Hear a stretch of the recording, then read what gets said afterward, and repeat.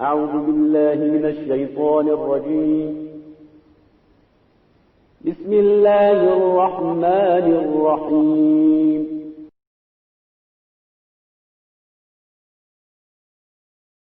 ما تعدون الذي ليس لصفته حد معدود ولا نعت موجود ولا أجل ممدود الذي فطر الخلائق بقدرته ونشر الرياح برحمته ثم الصلاة والسلام على أشرف الأنبياء والمرسلين أبو القاسم مصطفى اللهم صل على محمد وعلى عترته طيبين الطاهرين المعصومين المظلومين ولعنة الدائم على أعدائهم أجمعين من الآن إلى لقاء يوم الدين بسم الله الرحمن الرحيم قال رسول الله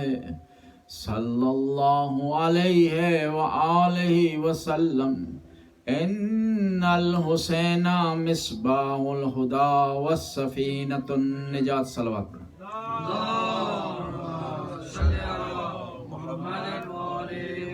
پیغمبر گرامی کے ارشاد ہوتا ہے کہ حسین ہدایت کے چراغ ہیں اور کشتی نجات. یہ 10 دن کی جو ٹریننگ سینٹر کھلا ہے، جس کورس کا اس 10 دن میں آغاز ہوا ہے اور اب یہ کورس آخری مراحل میں ہے، اس میں ہم نے امام حسین کی معرفت سیکھنی. خداوندہ تعالیٰ نے مذہب حقہ خیر البریہ شیعہ اثنا عشری کو یہ اعزاز بخشا ہے کہ ان کے ہاں محرم کے 10 دن میں ایک ایسا کورس منعقد ہوتا ہے جس میں توحید بھی ہے، رسالت بھی ہے، عدل الہی بیان ہوتا ہے، امامت بیان ہوتی ہے اور قیامت کے احوال بیان کیے جاتے ہیں اور فروع دین بھی مکمل طور پر بیان ہوتا ہے. میں عرض کر رہا تھا کہ واقعہ کربلا میں 3 رکن ہیں اور تینوں کی جانکاری اور پہچان ضروری ہے. اور امام حسین علیہ السلام کی پہچان کے لیے ہمارے پاس 5 معیار ہیں: وراثت، ماحول، تربیت، کلام اور ساتھی. وراثت سے متعلق ہم بات چیت کر رہے تھے، کوشش کرتے ہیں آج وراثت کو کلوز کریں اور تاکہ ہم اس اپنی بحث کو سووں میں امام حسین تک کسی نتیجے تک پہنچا سکیں. صلوات پڑھ بندہ.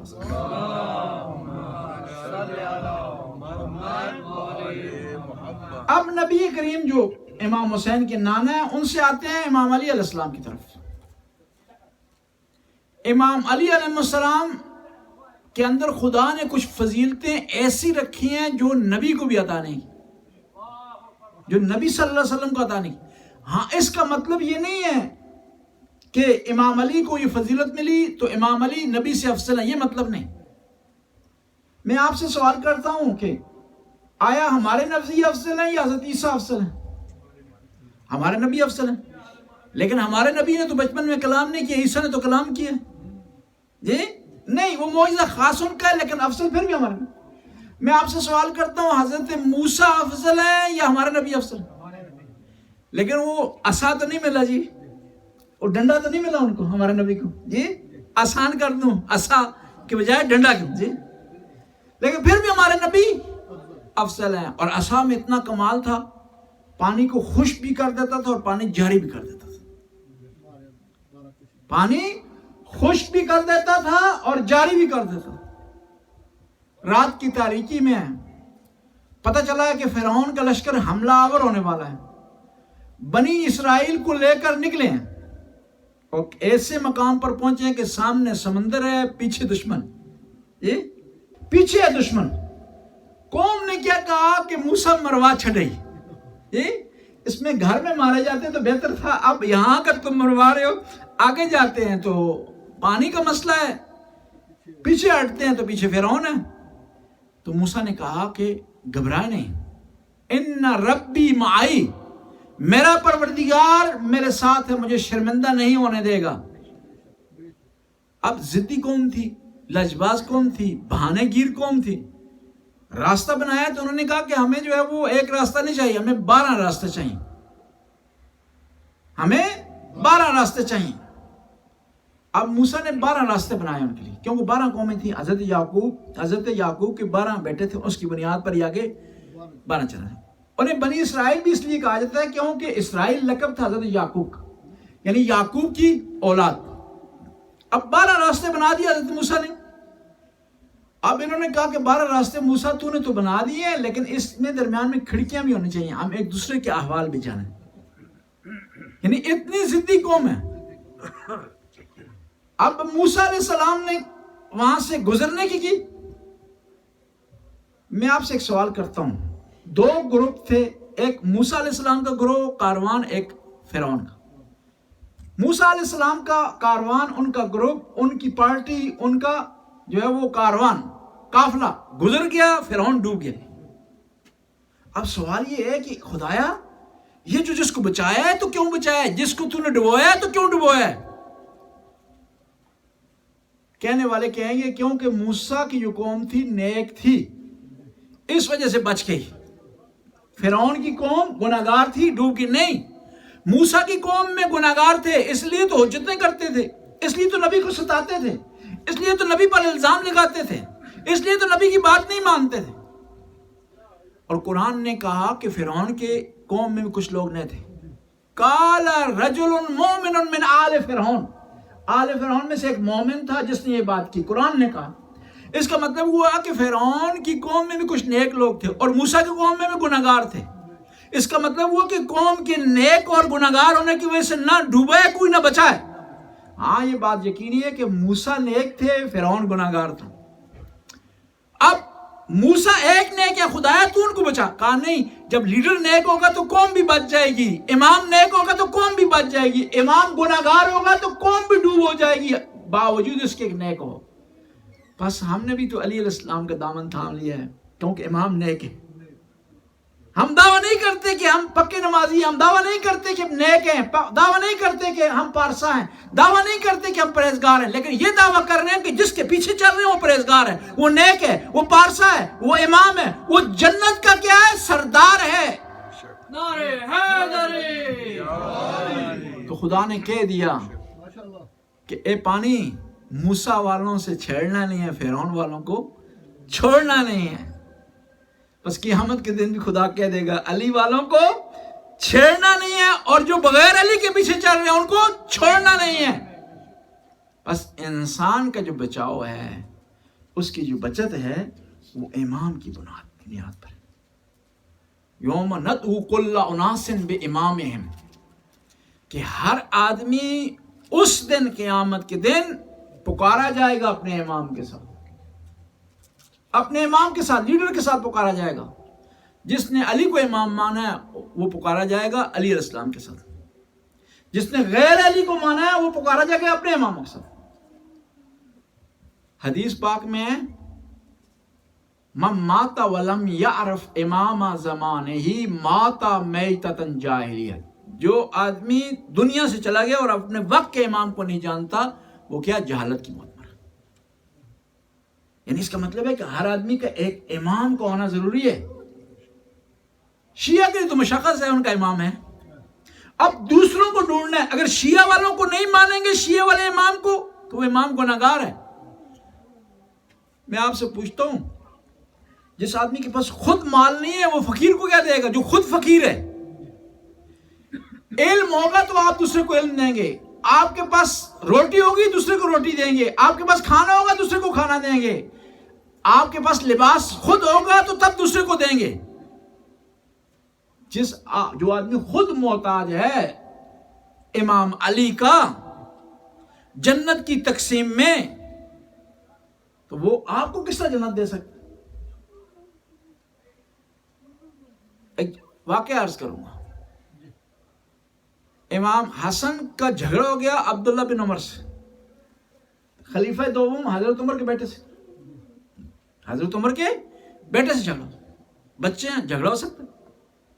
تو امام حسن نے کہا اے غلام زادے، اے غلام کے بیٹے، تو جب خبر ملی حضرت عمر کو، بیٹے نے جا کے شکایت کی کہ میں خلیفہ کا بیٹا ہوں، مجھے حسن نے ایسا کیوں کہہ دیا، کیوں اس کو خبر نہیں تھی کہ سلسلہ کہاں سے چلا؟ تو حضرت عمر نے کہا کہ جاؤ حسن سے لکھوا کر لے آؤ اور میرے کفن میں رکھ دو۔ اب جب ہم کفن میں جو ہے لکھتے ہیں نا، یہ آیت الکرسی ہوتی ہے، ہمارے شیعہ لوگ اعتراض کرتے ہیں، لوگ اعتراض کرتے ہیں کہ شیعہ کفن پر لکھائی کرتے ہیں۔ وہ بھائی ہم نے یہ لکھائی کہ حضرت عمر سے سیکھی ہے، ہم یہی لکھتے ہیں جو حضرت عمر لکھوانا چاہتے تھے۔ حضرت عمر یہی لکھوانا چاہتے تھے کہ میرے کفن میں رکھا جائے کہ میں حسن کے والد کا، حسن کے نانا کا غلام ہوں۔ ہم بھی کفن پر یہی لکھتے ہیں، جوشن کبیر کی صورت میں لکھتے ہیں، زیارت عاشورہ کی صورت میں لکھتے ہیں، اور دعاؤں کی صورت میں لکھتے ہیں، یہ لکھتے ہیں پنجتن پاک کا نام، کہ ہم بتانا چاہتے ہیں کہ ہم پنجتن پاک کے غلام ہیں۔ اور یہ چیز ہم نے کسی اور سے نہیں سیکھی، حضرت عمر سے سیکھی ہے۔ کہ انہوں نے کہا تھا کہ میرے کفن میں لکھ کر رکھ دیا جائے کہ میں حسن کے نانا کا غلام ہوں، حسن کے نانا کا غلام۔ بس اہل بیت علیہ السلام کی غلامی انسان کو مراحل سے بچا سکتی ہے، مشکل مراحل سے بچا سکتی ہے۔ اور اگر کفن پر بھی لکھا ہو، عمل بھی ہو، تو نور و نور۔ اور پھر کوشش کریں، ایک اور مسئلہ آپ خدمت میں عرض کروں۔ دیکھیں خدا کتنا کریم ہے، کتنا مہربان ہے، کتنا اچھا ہے کہ جو قبر میں سوال ہوں گے پہلے سے آپ کو بتا دیے ہیں۔ 5 یا 6 سوال ہیں نا، من ربوں کا، من کتابوں کا، من دینوں کا، من اماموں کا، ما قبلتک، یہ سوال ہوں گے نا، تلقین میں آپ نے سنے ہوگے، تلقین میں پڑھتے ہیں۔ کتنا کریم ہے وہ خدا کہ وہ پہلے ہمیں بتا دیتا ہے۔ حالانکہ ایک اصول ہے ایگزامینیشن کا کہ سوال کا جو پیپر ہوتا ہے وہ آؤٹ نہیں ہوتا، آؤٹ ہو تو پیپر کینسل کر دیا جاتا ہے۔ جو لوگ پاکستان میں امتحان چل چکے ہیں تو وہاں ایک قانون ہے، انہوں نے 3 پیپر بنائے ہوتے ہیں۔ خدا نہ خواستہ ایک پیپر جو ہے اس میں کرپشن ہو جائے، آؤٹ ہو جائے، اور معلوم ہو جائے ایگزامینیشن کا جو ادارہ ہے اس کو معلوم ہو جائے کہ یہ پیپر آؤٹ ہو گیا، اس کو کینسل کر دیتے ہیں، دوسرا جاری کر دیتے ہیں۔ لیکن خدا کتنا کریم ہے کہ اس نے ہمارے لیے پیپر آؤٹ کر دیا ہے کہ یہ 5 سوال سرکار ہونے ہیں قبر میں، تیاری کر کے آ جائیں، اس سے زیادہ بھی نہیں ہوگا، اس سے کم بھی نہیں ہوگا۔ اب تم اور پھر اس کی 5 سوال ہیں، اس کی تیاری کے لیے پوری ٹائم ہے، پوری زندگی ہے آپ کو۔ لیکن یہ جان لیں کہ پتہ نہیں ہے کہ سوال کب ہو جائیں۔ کسی کی گارنٹی نہیں ہے کہ 60 سال زندہ رہنا، کسی کی گارنٹی نہیں ہے 70 سال زندہ رہنا، کسی کی گارنٹی نہیں ہے 40 سال زندہ رہنا۔ اب وہاں پر کون جواب دے سکے گا؟ من رب کا جواب وہ دے گا جس نے توحید کا اقرار کیا ہوگا، جس نے خدا کی بارگاہ میں سجدہ کیا ہوگا، جو خدا کے حکم کے مطابق حج بجا لا چکا ہوگا، جو خدا کے حکم کے مطابق یتیموں کی مدد کر چکا ہوگا، وہ جواب دے گا۔ من اماموں کی منزل پر وہ جواب دے گا کہ امام علی میرے امام ہیں، جس نے امام کی پیروی کی ہوگی، امام کو فالو کیا ہوگا، اور حقیقی معنی میں شیعہ ہونے کا حقدار ہوگا۔ امام علیہ السلام کی بارگاہ میں کمبر آئے، حضرت کمبر کہا کچھ لوگ مسجد میں آئے ہیں، وہ دعویٰ کر رہے ہیں کہ آپ کے شیعہ ہیں، آپ سے ملاقات کرنا چاہتا، آپ سے ملنا چاہتا۔ امام علیہ السلام نے ذرا تاخیر نہیں کی، ڈیلے نہیں کیا، فوراً امام مسجد کے چل پڑے کہ میرے شیعہ ہیں، میرے چاہنے والے ہیں، مجھ سے محبت کرنے والے ہیں، ان کو انتظار نہ کرنا پڑے۔ کتنا امام آپ سے محبت کرتے۔ لیکن مسجد میں امام جب آئے تو امام نے ان کی طرف کوئی توجہ نہیں دی، اگنور کیا۔ کمبر نے کہا مولا یہ کھڑے ہیں جن کے لیے آپ جلدی سے آئے ہیں، جن کے لیے آپ مضطرب تھے، جن کے لیے آپ بے صبرے ہو گئے تھے کہ ان سے ملاقات کریں۔ تو مولا نے ملاقات نہیں کی، کہا ان میں نشانیاں نہیں دکھائی دے رہی شیعہ ہونے کی۔ انہوں نے دعویٰ تو کیا ہے شیعہ ہونے کا، لیکن ان میں نشانیاں نہیں مل رہی مجھے۔ تو پھر امام نے خطبہ ارشاد فرمایا، خطبہ ہمام ہے، المتقون ہم اہل الفضیلہ ہم اہل الفضائل منطقہم ثواب، کہ جو متقی لوگ ہوتے ہیں اپنے آپ کو شیعہ کہتے ہیں، وہ تمام فضائل ان میں اکٹھے ہوتے ہیں، تمام خوبیاں ان میں اکٹھی ہوتی ہیں، منطق و ثواب جب بولتے ہیں تو صحیح بولتے ہیں، اور یہ زبان انسان کو جنت لے جائے گی، یہ زبان انسان کو جہنم کی طرف لے جائے گی۔ امام زین العابدین سے کسی نے سوال کیا کہ مولا الکلام افضل ام السکوت، بولنا بہتر ہے یا خاموش رہنا بہتر؟ ہم تو فوراً کہہ دیتے ہیں خاموش رہنا، نہیں، ہر جگہ خاموش رہنا بہتر نہیں ہے، بعض اوقات خاموشی جرم ہو جاتی ہے۔ نواس رسول میدان کربلا میں تک و تنہا پیاسا شہید ہو گیا، دنیا خاموش رہے گی، یہ خاموشی جرم تھا۔ نواس رسول کو تنہا چھوڑ دیا، کوئی ایک آدمی نہیں بولا، یہ خاموشی جرم۔ امام نے فرمایا لِكِلَيْهُمَا آفَاتٌ، بولنے میں کچھ خرابی ہیں اور خاموشی میں کچھ خرابی ہیں، وَإِذَا سَلِمَ مِنَ الْآفَاتِ، اور جب خرابیوں کو سائڈ پر رکھا جائے بولنے کی اور خاموشی کی، الکلام افضل من السکوت، بولنا بہتر ہے خاموش رہنے سے۔ بولنا بہی بعث اللہ الانبیاء، خدا نے انبیاء کو اس لیے بھیجا کہ بولیں، لیکن کب بولیں؟ دعوت ذی العشیرہ ہو تو کہہ رہے ہوں یا علی انت وصی و وارثی و خلیفۃ من بعدی، کہ علی تو میرے بعد میرا خلیفہ ہے۔ خندق کا میدان ہو تو بول رہے ہوں ضربت علی یوم الخندق افضل من عبادت الثقلین۔ خیبر کا میدان ہو تو بول رہے ہوں، فرما رہے ہوں لأوتین الرایا رجلا کرارا غیر فرارا یحب اللہ ورسولہ، کل میں پرچم اس کو دوں گا جو کرار ہوگا، غیر فرار ہوگا، یحب اللہ ورسولہ، اللہ اور اس سے رسول سے محبت کرنے والا ہوگا۔ غدیر کا میدان ہو تو پیغمبر بول رہے ہوں من کنت مولا فہذا علی مولا، اللہم وال من والاہ وانصر من نصرہ واخذل من خذلہ۔ نعرہ رسالت، نعرہ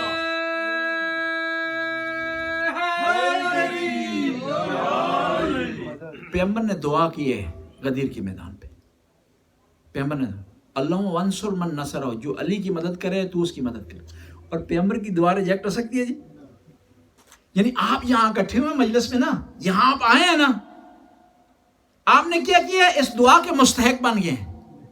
آپ آئے امام کی بارگاہ میں عقیدت پیش کرنے کے لیے، امام آپ کی تمام حاجتیں پوری کر دیں گے، کیونکہ پیغمبر نے دعا کر دی وانصر من نصرہ، جو علی کی نصرت کرے تو اس کی نصرت کر، علی کی نصرت کرے، علی کا ذکر کرے، علی کی نصرت کرے، علی کے بیٹے کا ذکر کرے، علی کی نصرت کرے، علی کے احکام پر چلے، علی کی فرامین پر چلے۔ جب کوئی علی کی نصرت کرے گا، علی اس کی نصرت کرے گا، اس کو پریشانیوں سے نکالے گا، اس کی جو مشکلات ہوگی وہ ختم ہو جائیں گی، اس کی حاجت روائی ہو جائے گی۔ اور پیغمبر کی دعا کبھی ریجیکٹ نہیں ہوتی، کیونکہ پیغمبر کرتا ہی وہ دعا ہے جو قابل قبول ہوتی ہے خدا کی بارگاہ میں۔ اللہم انصر من نصرہ واخذل من خذلہ، جو علی کو تنہا چھوڑے تو اس کو تنہا چھوڑ دے، اور خدا کسی کو تنہا چھوڑ دینا تو اس کا کوئی ٹھکانہ نہیں، اس کا کوئی ٹھکانہ نہیں۔ پیغمبر کی دعا میں ہے نا خدایا مجھے ذرا برابر تنہا نہ چھوڑ، مجھ سے نگاہ کو نہ ہٹا، طرفت عین آبادا، آنکھ چپکنے میں۔ بس میں عرض کر رہا تھا کہ امیر المومنین علیہ السلام کا مقام کیا ہے۔ امیر المومنین، میں عرض کر رہا تھا کہ بعض فضائل ایسے ہیں جو خدا نے امیر المومنین کو دیے، پیغمبر پاک کو نہیں دیے۔ پھر عرض کروں گا، اس کا مطلب نہیں ہے کہ امیر المومنین پیغمبر پاک سے افضل ہے۔ عرض کروں گا، پیغمبر نے فرمایا یا علی ثلاثۃ لک وانا اشارک بہا لک، انا اشارکھا لک، کہ علی تین چیزیں ایسی ہیں جو خدا نے تجھے دی ہیں لیکن میں بھی ان میں شریک ہوں تیرا۔ لواء الحمد لی وانت حاملھا، قیامت کے دن کا پرچم میرا ہے، تو اٹھانے والا ہے، میرا ہے تو اٹھانے، تو میرا پارٹنر ہے۔ پھر فرمایا جنت لی وانت قسیمھا، جنت میری ہے لیکن تقسیم کرنے والا تو ہے۔ وساقی لی وانت ساقی والحوض لی وانت ساقیها، اور حوض کوثر میرا ہے لیکن تو پلانے والا تھا. لواء الحمد لی وانت حاملہ. پیغمبر سے روایت ہے، راوی کون ہے؟ خلیفہ اول. قیامت کے دن ایک بڑا پرچم ہوگا، اس لیے تو ہم آج سے پرچم اٹھا رہے ہیں نا جی. شیعہ ہم جو پرچم اٹھاتے ہیں اس کی وجہ ہے، قیامت کے دن ایک بہت بڑا پرچم ہوگا، لواء الحمد اس کا نام ہو. جو آدمی اس کے سائے میں آ جائے گا وہ جنت میں داخل ہو جائے گا. اور وہ کس کے ہاتھ میں ہوگا؟ امیر المومنین علیہ السلام. اور پھر پر فرمایا کہ جنت لی وانت قسیمها، جنت میری لیکن تقسیم کرنے والا تھا. پیغمبر کی اس حدیث کے مطابق اہل سنت کے بہت بڑے امام ہیں. وہ ہمیشہ کہا کرتے تھے امام احمد بن حنبل کہ علی جنت کو تقسیم کرنے والا ہے. جس سے ہوتا ہے نا آج کل لوگ اعتراض کرتے ہیں، کہتے ہیں کہ بدعت جی، فوراً کیوں کہا گیا کہ علی جنت کو تقسیم کرنے، اللہ جنت تقسیم کرنے والا. اور یہ بھی عجیب ہے کہ علی کے مقابلے میں صرف اللہ کو لاتے ہیں. ان کو بھی پتہ ہے کہ اور کوئی مقابلے میں نہیں آ سکتا. یہ بھی ان کو پتہ ہے، ان کو بھی پتہ ہے. ہم کہتے ہیں یا علی مدد، کہتے ہیں اللہ مدد. ان کو بھی پتہ ہے کہ علی کا مقابلہ اور کوئی نہیں کر سکتے. کسی کو اگر لا بھی سکتے ہیں تو وہ اللہ ہے. انہوں نے لوگوں نے اعتراض کیا امام احمد بن حنبل پر کہ آپ یہ کہہ رہے ہیں کہ علی جنت کو تقسیم کرنے والا ہے، آپ کے پاس دلیل کیا ہے؟ تو انہوں نے بڑی پیاری دلیل دی. انہوں نے کہا کہ مجھے بتاؤ کہ جو علی سے محبت کرتا ہے وہ کون ہے؟ تو سب نے کہا پیغمبر نے ارشاد فرمایا ہے علی سے محبت کرنے والا مومن ہے. لا يحبك الا المومن، کہ علی تجھ سے محبت نہیں کرے گا مگر مومن. ولا يبغضك الا منافق، کہ پیغمبر نے ارشاد فرمایا ہے کہ علی سے جو محبت کرنے والا ہے کیا ہے؟ مومن. اور علی سے بغض رکھنے والا منافق. پھر امام احمد حنبل نے اگلا سوال کیا، مجھے بتاؤ کہ مومن کا ٹھکانہ کیا اور منافق کا ٹھکانہ کیا؟ انہوں نے کہا ظاہر ہے مومن کا ٹھکانہ جنت ہے اور منافق کا ٹھکانہ جہنم ہے. انہوں نے کہا کہ یہی تو علی تقسیم کرتا ہے. جو علی سے محبت کرے وہ جنت میں چلا جاتا ہے، جو بغض کرتا ہے وہ جہنم میں چلا جاتا ہے. ایک دفعہ پیغمبر کے زمانے میں منافق بہت زیادہ ہو گئے. اتنے زیادہ منافق ہو گئے مدینے میں کہ پوری ایک سورہ کمپلیٹ ان کی مذمت میں آ گئی. ان کی مذمت پوری سورہ آ گئی. اس کا مطلب ہے پورا ایک سسٹم چل پڑا وہاں پر نا، ایک سلسلہ منافقین کا چل پڑا کہ پوری سورہ. پہلے خداوند تعالیٰ نے بعض جگہ آیات نازل کی تو دیکھا کہ یہ مسئلہ حل نہیں ہو رہا، پوری سورت نازل کر دی. تو پیغمبر کے صحابہ پیغمبر کی خدمت میں حاضر ہوئے، کیونکہ منافق یہ ہے نا ظاہر کچھ ہوتا ہے اندر سے کافر واضح ہے، روشن ہے. مکہ میں 2 گروپ تھے، مومن یا کافر، ختم. مدینہ میں 3 ہو گئے، مومن، منافق، کافر. منافق چھپا ہوا ہے، چھپا ہوا دشمن خطرناک ہوتا ہے. چھپا ہوا دشمن خطرناک. ابھی شیطان اگر آپ کو نظر آئے نا جی تو ٹینشن نہیں ہے. خطرہ ایسی بات ہے جس طرح کرونا ہے. کرونا اگر جاتا ہوں یہاں سے نظر آئے تو سارے یہاں سے بھاگ جائیں گے جی. مجھے تقریر یہیں رہ جائے گی. اب نظر نہیں آتا کرونا، مشکل یہ ہے. یہاں پر کرونا نظر نہیں آتا، شیطان بھی نظر نہیں آتا. مشکل یہ ہے اگر واضح پتہ چلے کہ یہ شیطان یہاں سے جا رہا ہے، وہاں سے جا رہا ہے، ادھر سے آ رہا ہے، ادھر سے آ رہا ہے، تو ہم کھڑکیاں بند کر دیں فوراً جی. لیکن نظر نہیں آ رہا. منافق کا بھی ایسا ہوتا ہے، کرونا کی طرح ہے، شیطان کی طرح ہے، دکھائی نہیں دیتا. بہت زیادہ ہو گیا مدینے میں. پیغمبر سے سوال کیا صحابہ کرام نے کہ یا رسول اللہ کیا کریں؟ منافق بہت زیادہ ہو گیا، پتہ بھی نہیں چلتا کہاں بیٹھے ہوئے ہیں، کس طرح بیٹھے ہوئے ہیں، کسی کے ماتھے پر تو نہیں لکھا ہو. اور صحابہ کرام پر وہی بھی تو نازل نہیں ہو رہی تھی کہ پہچان سکیں کہ یہ منافق ہے، یہ مومن ہے. تو پیغمبر نے ارشاد فرمایا کہ فوراً علی کا نام لو تو پتہ چل جائے گا کہ مومن ہے یا منافق ہے. یہ اگر خوش ہو رہا علی کے نام سے تو مومن ہے، اگر اس کے ماتھے پر بل آ رہے ہیں، غصے کا اظہار کر رہا ہے، پریشان ہو رہا ہے تو منافق ہے. پیغمبر کی حدیث کے اگلے حصے کا ملاحظہ فرمائیں. حدیث کا پہلا ایسا بیان کیا، پیغمبر نے فرمایا 3 چیزیں ایسی ہیں کہ علی تو ان میں میرا شریک ہے، تو ان میں میرا شریک ہے. لواء الحمد ہے، جنت ہے، حوض کوثر، یہ دونوں ہستیوں کے، ایک مالک ہے، ایک تقسیم کرنے والا ہے، ایک مالک ہے دوسرا پلانے والا ہے، ایک مالک ہے دوسرا اٹھانے والا ہے. صحیح؟ اس کا مطلب ہے خیبر میں صرف پرچم امیر المومنین کو علم نہیں ملا، ایسا ملا کہ قیامت تک علی علیہ السلام کے ہاتھ میں رہے گا پرچم پیغمبر پاک کا. خیبر میں فقط نہیں ملا، ہمیشہ کرے. اب پیغمبر نے فرمایا کہ ثلاثۃ لک انی لست اشارکک فیہا، اے علی تین چیزیں خدا نے تجھے عطا کی ہیں، مجھے عطا نہیں کی. سحرک مثلی، مجھ جیسا خسر، مجھ جیسا خسر اے علی خدا نے تجھے دیے، مجھے نہیں دیے. ظاہر ہے جو پیغمبر کے خسر ہیں آپ کو پتہ ہے کون کون ہیں، ان کو وہ مقام نہیں ہے. اہل سنت اتنی عقیدت رکھنے کے باوجود خلیفہ اول سے دوم سے کبھی بھی یہ دعویٰ نہیں کریں گے کہ ان کا مقام نبی کے برابر ہے، کبھی بھی دعویٰ نہیں، بلکہ ان کا یہ دعویٰ ہے کہ ہم اس لیے پہلے خلیفہ کو، دوسرے کا، تیسرے کا احترام کرتے کہ پیغمبر سے قرب رکھتے تھے، پیغمبر کی طرف نسبت دے کر احترام کرتے ہیں، ورنہ مستقل ان کی کوئی شخصیت نہیں ہے. کہا کہ مجھ جیسا خسر تجھے خدا نے عطا کیا. مثل زوجتک فاطمہ، خدا نے تجھے فاطمہ جیسی زوجہ عطا کی. نبی کی زوجہ حضرت خدیجہ کا بہت بڑا مقام ہے، بہت بڑی قربانی دی، لیکن جو مقام بی بی فاطمہ الزہرا ہے کہ وہ حضرت خدیجہ کا نہیں ہے، وہ حضرت خدیجہ کا نہیں ہے. ہاں خدا نے 4 خواتین کو چن لیا ہے جی، آسیہ بنت مزاحم، مریم بنت عمران، خدیجہ بنت خویلد، فاطمہ بنت محمد. اور ان 4 کی جو سردار ہیں فاطمہ الزہرا ہیں. ان میں سے دوسری 4 ہیں اپنے زمانے کی خواتین کے سردار ہیں، لیکن فاطمہ الزہرا اول سے لے کر آخر تک جو خواتین بھی آئی ہیں سب کی سردار فاطمہ الزہرا سلام اللہ. نعرہ صلوات. زوجتک مثل الفاطمہ، تیری زوجہ فاطمہ جیسی زوجہ خدا نے تجھے عطا کی.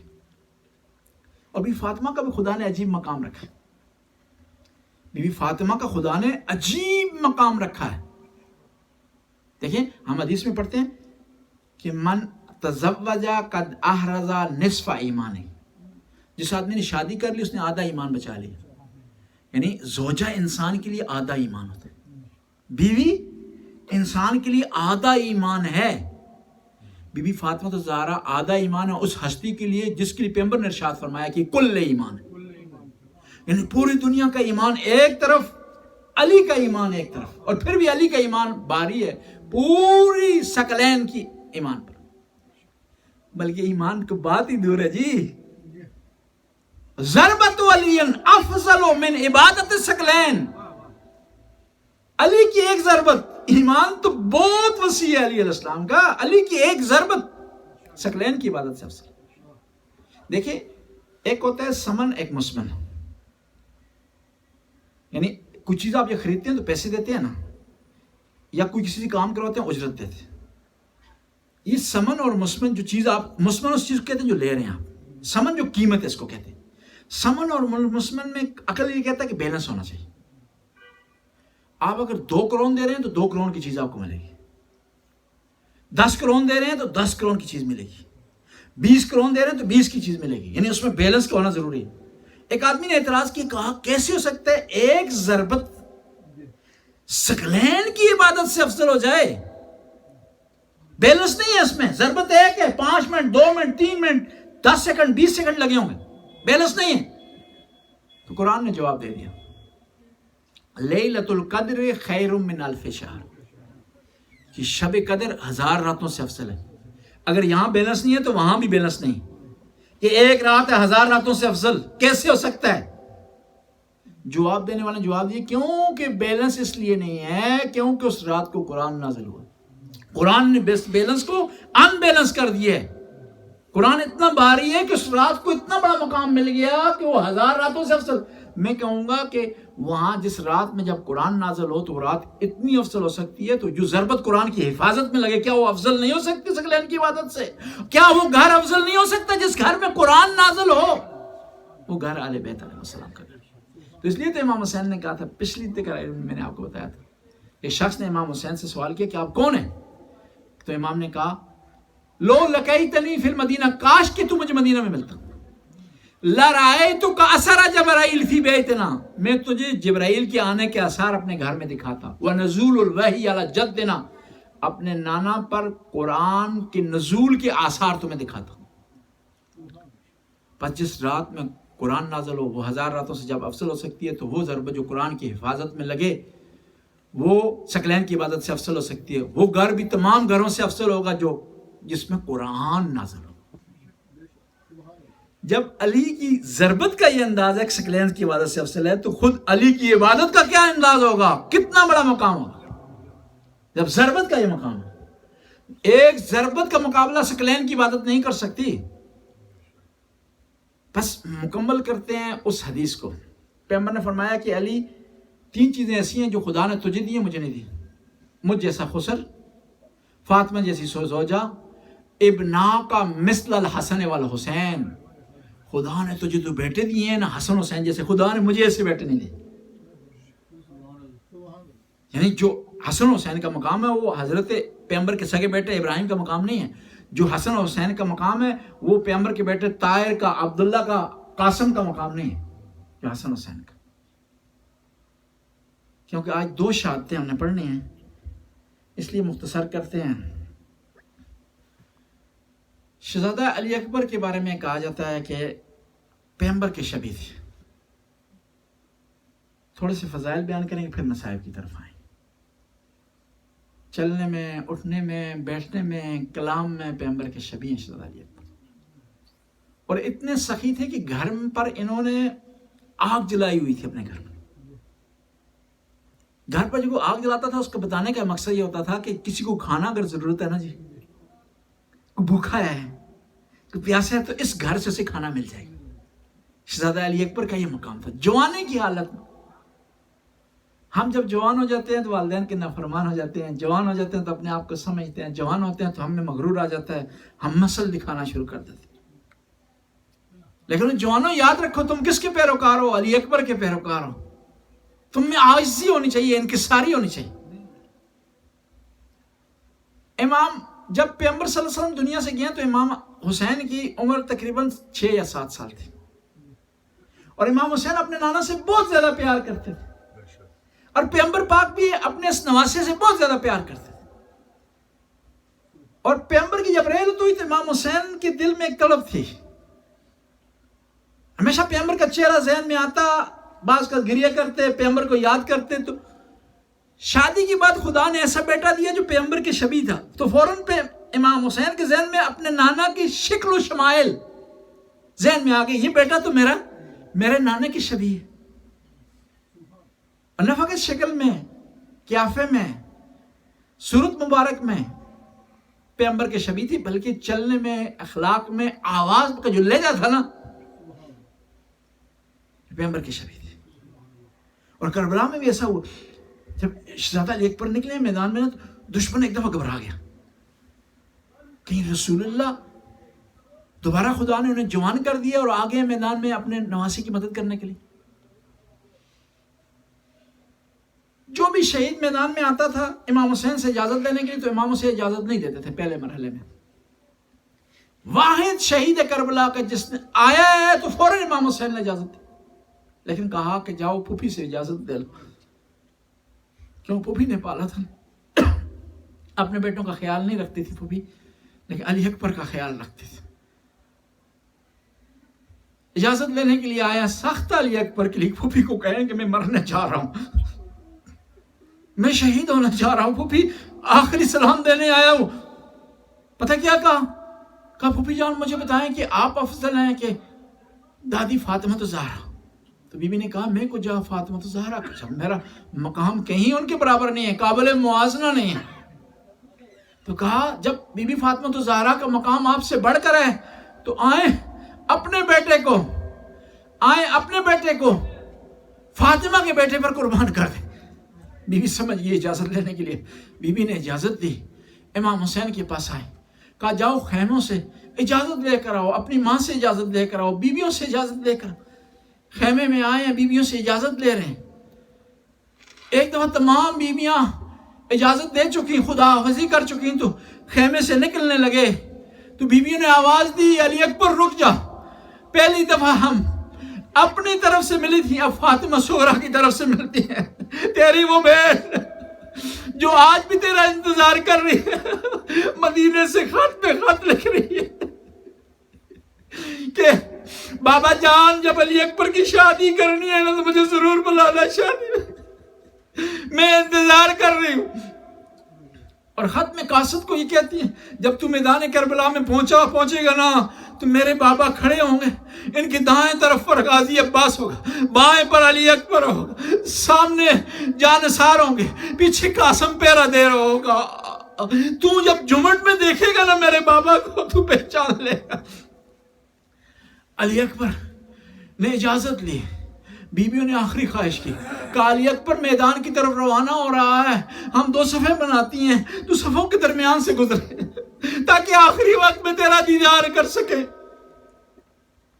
علی اکبر روانہ ہوئے، اس طرح نکلے خیام سے جس طرح بڑے گھر سے جنازہ نکلتا ہے۔ علی اکبر روانہ ہوئے، بابا کے پاس آئے، بابا نے علی اکبر کو میدان کی طرف روانہ کیا، امام حسین نے دعا کے لیے ہاتھ بلند کیے، اللہم اشہد علی ہؤلاء القوم قد برز علیہم غلام اشبہ برسولک وَإِذَا أَشْتَقْنَا لِزِيَارَةِ رَسُولِكَ نَظَرْنَا إِلَيْكَ۔ خدایا گوارے نا ان کی طرف ایک ایسا جوان جا رہا ہے جو تیرے نبی کے شبیہ ہے۔ میں حسین جب بھی اپنے نانا کی زیارت کا اشتیاق رکھتا تھا تو علی اکبر کے چہرے کی طرف دیکھتا تھا۔ امام نے دعا کی، علی اکبر کو روانہ کیا، اور ام لیلہ کی نگاہ امام حسین پر ہے، امام حسین کی نگاہ علی اکبر پر ہے۔ نگاہوں کے تسلسل کو آپ ذہن میں رکھیں۔ ایک دفعہ امام کا چہرے کا رنگ زرد ہو گیا، ام لیلہ نے آواز دی، مولا کیا میرے بیٹے کے لیے کوئی مشکل پیش آ گئی ہے کہ آپ کے چہرے کا رنگ زرد ہو؟ کہا ام لیلہ میں نے اپنے نانا سے سنا ہے ماں کی دعا بیٹے کے حق میں قبول ہوتی ہے، تیرے بیٹے کے سامنے ایک بڑا پہلوان آ گیا ہے، تیرے بیٹے کے لیے مشکل پیش آ گئی ہے۔ ام لیلہ نے دعا کی، مشکل برطرف ہوئی۔ علی اکبر لڑتے لڑتے ایک دفعہ میدان سے واپس آ گئے، کہا یا ابتا ثقل الحدید قد اجہدنی والعطش قد قتلنی، بابا پیاس نے مجھے مار ڈالا ہے، لوہے کی سنگینی نے میری کمر جھکا دی ہے، حل للماء سبیل، بابا پانی مل سکتا ہے۔ حسین آج تک اس کے دروازے سے کوئی سوالی واپس نہیں گیا، خالی ہاتھ واپس نہیں۔ آج وہ بیٹا وہ چیز مانگ رہا ہے جو حسین کے پاس نہیں ہے۔ خدایا کسی باپ کو بھی بیٹے کے سامنے شرمندہ نہ کرے۔ امام نے جواب نہیں دیا، کیا جواب دے علی اکبر بیٹا کو؟ اپنی زبان کو نکالا، زبان مبارک کو علی اکبر کے دہان میں رکھ دیا، رکھنا تھا، علی اکبر گھبرا کر پیچھے ہٹ گئے، کہا بابا شرمندہ ہو، آپ کی زبان تو میری زبان سے بھی زیادہ خشک ہے، بابا مجھے معاف کر دے، کاش کہ آپ سے پانی نہ مانگتا۔ امام حسین نے انگوٹھی دی، علی اکبر نے اپنے دہان میں رکھی، میدان کی طرف روانہ ہوئے، چاروں طرف سے حملہ کرنے کی کوشش کی، ظالموں نے گھیرے میں لیا۔ جب علی اکبر گھوڑے کی زین سے زمین پر آیا نا، جو شہید بھی آتا تھا امام حسین کو مدد کے لیے پکارتا تھا، لیکن علی اکبر نے مدد کے لیے نہیں پکارا۔ تاریخ میں لکھا، پتہ کیا علی اکبر نے کہا؟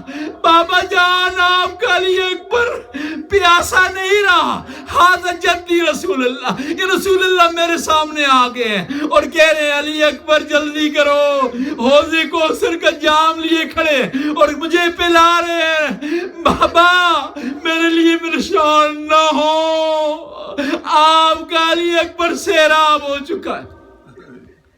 اب امام کا آخری وقت آ گیا، امام کے ساتھی قربان ہو گئے، امام کے بنی ہاشم کے جوان قربان ہو گئے۔ امام نے آواز دی، حل من ناصر ینصرنا، حل من ذاب یذب عن حرم الرسول، حل من مغیث یغوثنا، کوئی ہے جو حسین بے کس کی مدد کرے؟ کہتے ہیں 2 خیموں میں رد عمل ہوا، ایک خیمہ تھے امام زین العابدین کا، جب یہ آواز کانوں پر پہنچی نا، ایک ٹوٹا ہوا نیزہ لے کر خیمے کے دروازے پر آ گئے۔ بی بی زینب نے کہا بیٹا کیا کرنا چاہتے ہو؟ کہا پھوپھی جان آپ نے نہیں سنا بابا نے پکارا ہے، اور آپ کو نہیں پتا زمانے کا امام پکارے تو واجب ہوتا ہے اس کی نصرت کی جائے۔ بی بی نے روکا۔ دوسرا جو خیمہ تھا جہاں رد عمل ہوا، علی اصغر کا خیمہ تھا۔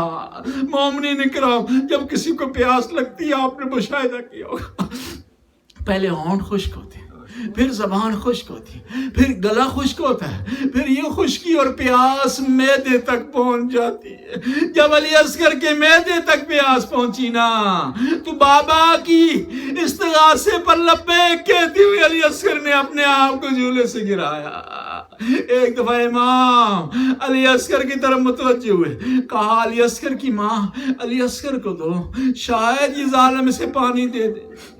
دیکھیں ماں کا ایک طریقہ کار ہوتا ہے، جب باپ یا کوئی اور آدمی بچے کو باہر لے جانا چاہے نا تو بچے کو سنوارتی ہے، تیار کرتی ہے۔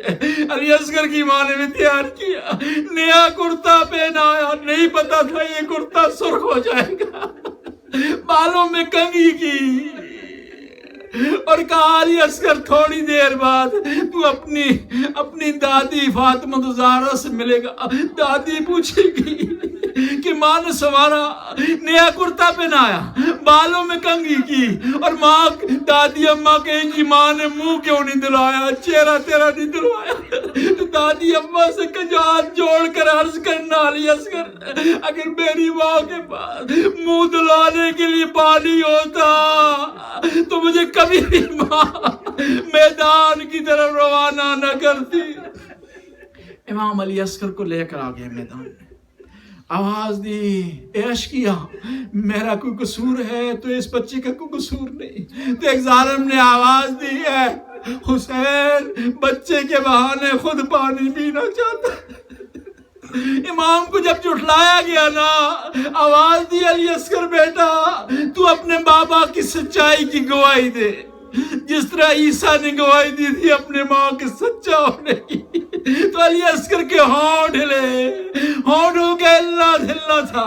عمر سعد نے حکم دیا ارملہ کو تیر چلا، اس نے ایک تیر چلایا خطا گیا، دوسرا تیر چلایا خطا گیا۔ عمر سعد نے کہا ارملہ تو بڑا ماہر تیر انداز ہے، تیرا تیر کیوں نہیں چل رہا؟ کیا کہنے لگا جو میں دیکھ رہا ہوں تو اگر دیکھتا تو تیرا تیر بھی خطا۔ کہا دیکھ رہا ہے؟ کہ جب بھی تیر چلانے کی کوشش کرتا ہوں ایک کالے برقعے والی بیوی سامنے آ جاتی ہے، ہاتھ جوڑ کر کہتی ہے ارملہ تیرا تیر بہت بڑا ہے، میرا ننھا علی اصغر بہت چھوٹا ہے۔ تیر چلا، زبع الطفل من الورید الی ورید، تیر گردن کے ایک حصے سے چلا دوسرے حصے سے نکل گیا۔ امام نے بچے کو ہاتھوں پر اٹھایا ہوا تھا، اور پتہ ہے علی اصغر کی شہادت کس طرح ہوئی ہے؟ جس طرح مچھلی تڑپ کر مر جاتی ہے نا، جب پانی سے اسے باہر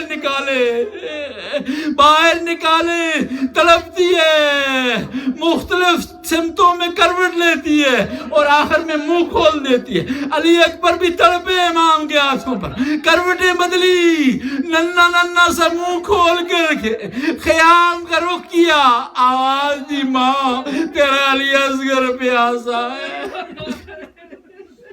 کہتے ہیں امام کے ہاتھوں پر علی اصغر پلٹے کھائے اور شہادت کا جام نوش کر لیا۔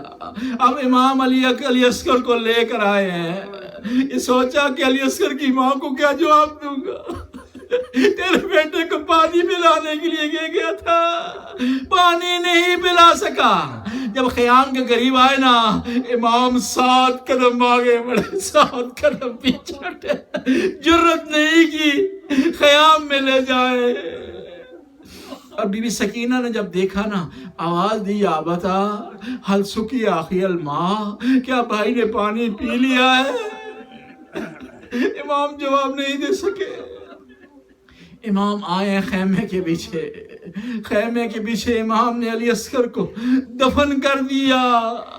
روایت کے الفاظ ہیں، ان ظالموں نے جب سر گنے نا تو 71 سر تھے، تو انہوں نے ان کو پریشانی لاحق ہوئی کہ 72واں سر کہاں ہے، علی اصغر کا سر کہاں ہے۔